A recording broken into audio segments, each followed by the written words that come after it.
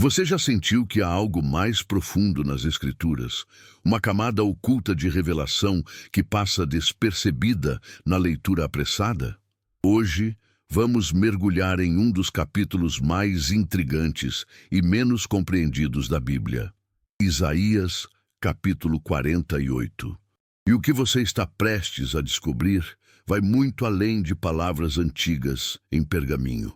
Vamos desvendar segredos que arqueólogos, linguistas e historiadores levaram décadas para compreender. Revelações que transformam completamente nossa compreensão sobre como Deus fala conosco através dos séculos. Imagine-se em Babilônia, por volta do ano 538 a.C. O povo de Israel está exilado há décadas, longe de Jerusalém, cercado por uma das civilizações mais avançadas da antiguidade. Babilônia não era apenas uma cidade. Arqueólogos descobriram que era uma metrópole de aproximadamente 200 mil habitantes, com os famosos jardins suspensos, o zigurate que inspirou a história da Torre de Babel e templos dedicados a centenas de deuses. Para entendermos o impacto de Isaías 48, precisamos saber que os israelitas exilados viviam imersos numa cultura que os pressionava diariamente a abandonar sua fé. Antropólogos culturais explicam que o sincretismo religioso era a norma naquela época. Misturar deuses e práticas era considerado sensato, não heresia. E é exatamente nesse contexto que Deus, através de Isaías, começa a falar de uma maneira absolutamente revolucionária. O versículo 3 declara: Desde a antiguidade anunciei as coisas passadas, da minha boca saíram, e eu as fiz ouvir. Repentinamente agi, e elas se cumpriram. A palavra hebraica usada aqui para anunciei é rigati, que carrega um sentido muito mais profundo do que simplesmente informar. Significa declarar com autoridade absoluta algo que ainda não existe. Linguistas explicam que esse termo era usado em contextos legais e proféticos, onde a palavra falada tinha poder criativo, não apenas descritivo. Mas aqui vem algo que arqueólogos descobriram e que muda completamente nossa perspectiva. Durante escavações em Babilônia, encontraram milhares de tábuas cuneiformes contendo profecias babilônicas. A diferença? Todas eram vagas, cheias de simbolismos que podiam se aplicar a qualquer evento. Os sacerdotes babilônicos faziam predições tão genéricas que sempre podiam afirmar que se cumpriram. Deus, através de Isaías, está fazendo algo radicalmente diferente. Predições específicas, verificáveis, impossíveis de manipular. O versículo 5 nos revela: Por isso tu anunciei desde aquele tempo, antes que acontecesse, eu te fiz ouvir, para que não dissesses: o meu ídolo fez estas coisas. Especialistas em religiões antigas explicam que essa era uma preocupação legítima na época. Quando algo significativo acontecia, os povos sempre atribuíam aos seus deuses locais. Deus está antecipando essa questão com séculos de antecedência, estabelecendo um padrão de profecia tão específico que seria impossível atribuir a ídolos ou coincidência. E então chegamos ao versículo 12, onde Deus declara: Dá-me ouvidos, ó Jacó, e tu, ó Israel, a quem chamei. Eu sou o mesmo, sou o primeiro e também o último. A expressão eu sou o mesmo vem do hebraico anihu, literalmente eu, ele. Estudiosos da língua hebraica explicam que essa é uma das declarações mais profundas da identidade divina em toda a Escritura. Não é apenas eu existo, mas eu sou a existência em si, sem mudança, sem começo, que dependa de algo anterior. Para uma audiência cercada por deuses que supostamente nasciam, morriam, brigavam e perdiam poder, essa declaração era absolutamente revolucionária. Mas o que realmente impressiona está no versículo 16. Chegai-vos a mim e ouvi isto. Não falei em segredo desde o princípio. Desde o tempo em que aquilo se fez, eu estava ali. E agora o Senhor Deus me enviou a mim e o seu Espírito. Aqui temos algo extraordinário, uma referência à Trindade, séculos antes de Cristo. A voz que fala é enviada por Deus Pai junto com o Espírito. Teólogos que estudam a progressividade da revelação explicam que Isaías contém mais de 300 profecias messiânicas, e este versículo é uma delas. O Messias falando sobre sua própria missão antes mesmo de nascer em carne. Historiadores documentaram que a distância entre Babilônia, onde o povo estava exilado, e Jerusalém era de aproximadamente 870 quilômetros. Uma jornada que levava entre 2 a 3 meses a pé, atravessando desertos perigosos e territórios hostis.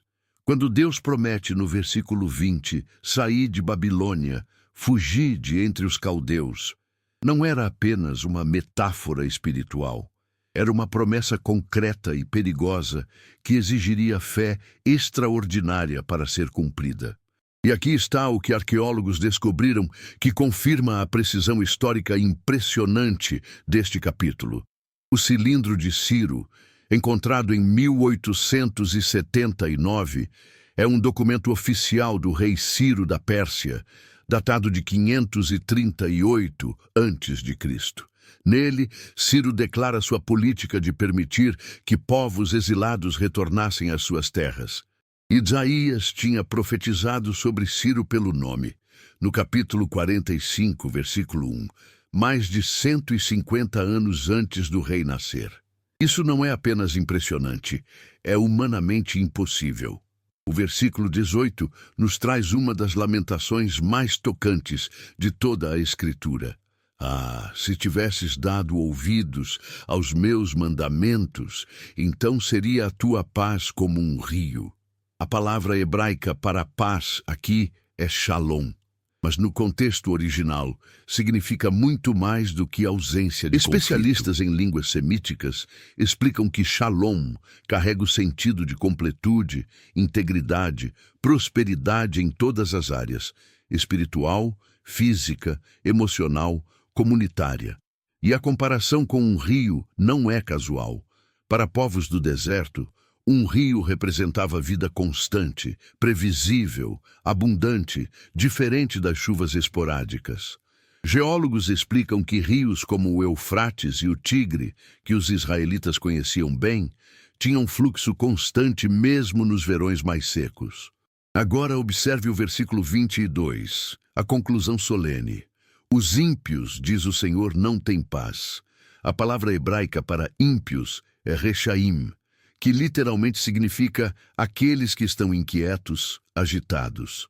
Não é apenas sobre comportamento imoral, é sobre um estado de ser.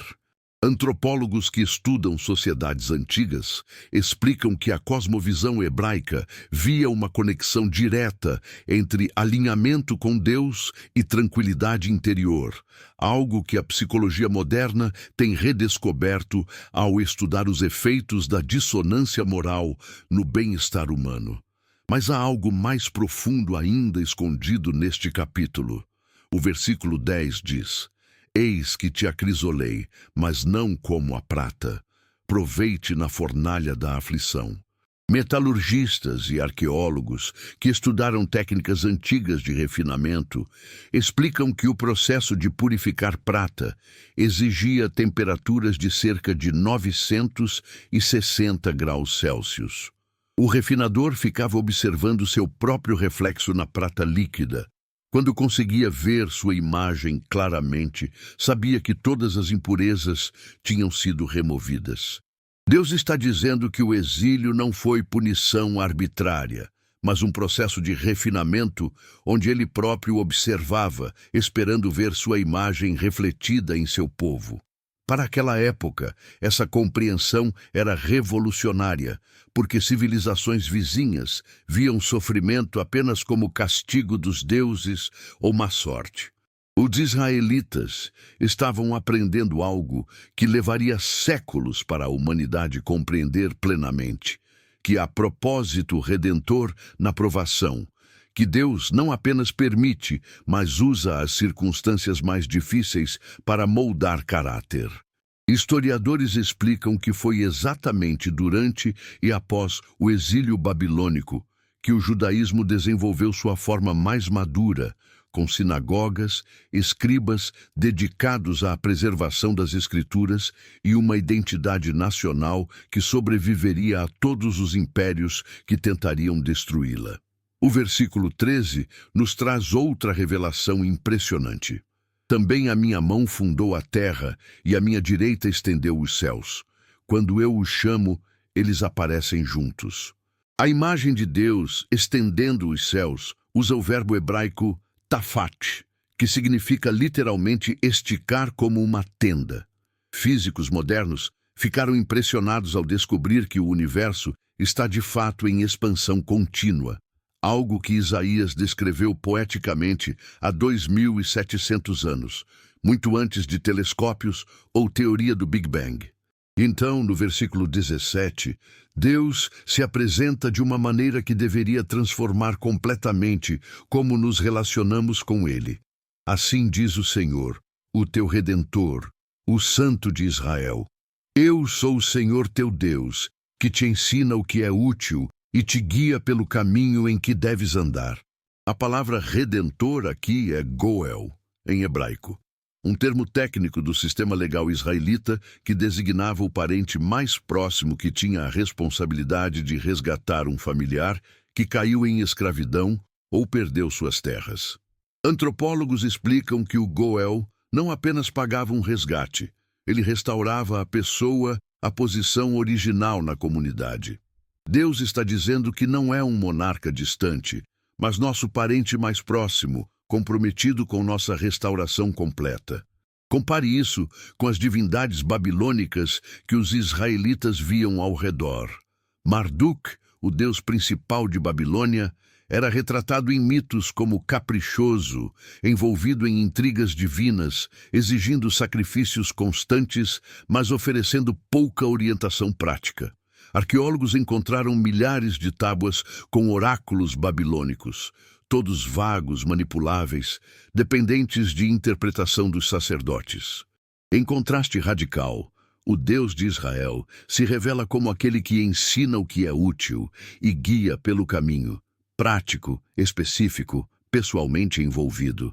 Há 3.000 anos, as pessoas viviam em sociedades onde o destino era determinado pelos caprichos dos deuses, pelos astros, pela sorte. Hoje, nós substituímos deuses antigos por novos ídolos.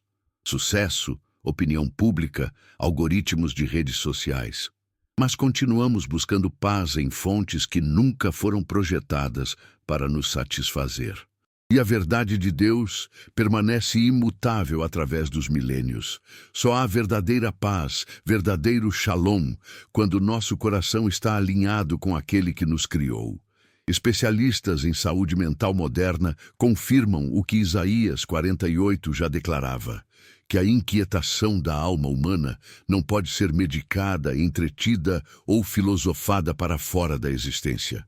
Estudos em neurociência mostram que o cérebro humano tem centros específicos para a experiência espiritual, literalmente projetados para a conexão com o transcendente.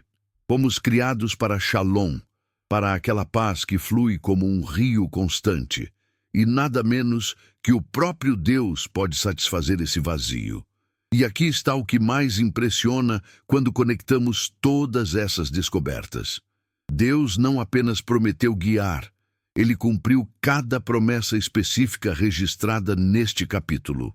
O retorno de Babilônia aconteceu exatamente como profetizado.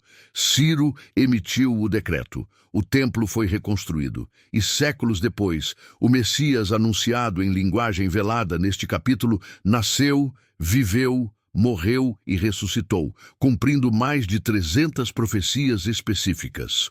Hoje, neste exato momento, você não está em Babilônia física, mas talvez esteja em um exílio espiritual, cercado por vozes que prometem paz através de 1000 caminhos diferentes.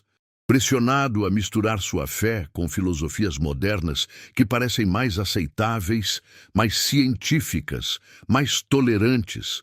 E Deus continua falando através de Isaías 48.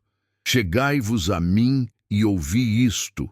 A voz oculta que Isaías registrou não era segredo místico reservado para iniciados. Era revelação clara, verificável, resistente ao teste do tempo e da arqueologia.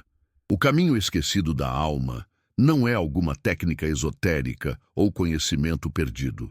É o retorno simples e profundo ao Deus, que sempre esteve ali, declarando o fim desde o princípio, refinando através da fornalha, esperando ver sua imagem refletida em nós. Se esta revelação, que atravessa milênios, confirmada tanto pelas Escrituras quanto pelas descobertas da história, tocou seu coração como tocou o meu quando mergulhei nessas verdades preservadas através dos séculos, compartilhe esta palavra com alguém que precisa ouvir que existe um Deus que conhece o fim desde o princípio, que chama cada um de nós pelo nome, que é ao mesmo tempo o primeiro e o último. A pergunta que Isaías 48 deixa ecoando através dos séculos até chegar a você hoje é esta. Você está ouvindo a voz que nunca falou em segredo, que sempre cumpriu o que prometeu, que oferece paz como rio constante em meio ao deserto da existência moderna? Ou continua buscando shalom em fontes que nunca foram projetadas para saciar a sede mais profunda da sua alma? E que a paz do Senhor Jesus Cristo, o Messias que Isaías viu através dos séculos, a paz que transcende todo entendimento humano e resiste a todas as tempestades da vida, guarde seu coração e sua mente, que você experimente aquele shalom completo, espiritual, emocional, físico, que flui como rio inesgotável da presença do Deus que é o mesmo ontem, hoje e eternamente. Que em meio a todas as vozes conflitantes desta geração, você reconheça a voz do bom pastor que chama suas ovelhas pelo nome, e seguindo essa voz, encontre o caminho de volta para casa, para aquela paz que o mundo não pode dar nem tirar. Em nome de Jesus, o Goel Supremo, nosso Redentor que pagou o preço definitivo para nos restaurar à família de Deus, para a glória eterna do Pai Celestial. Amém.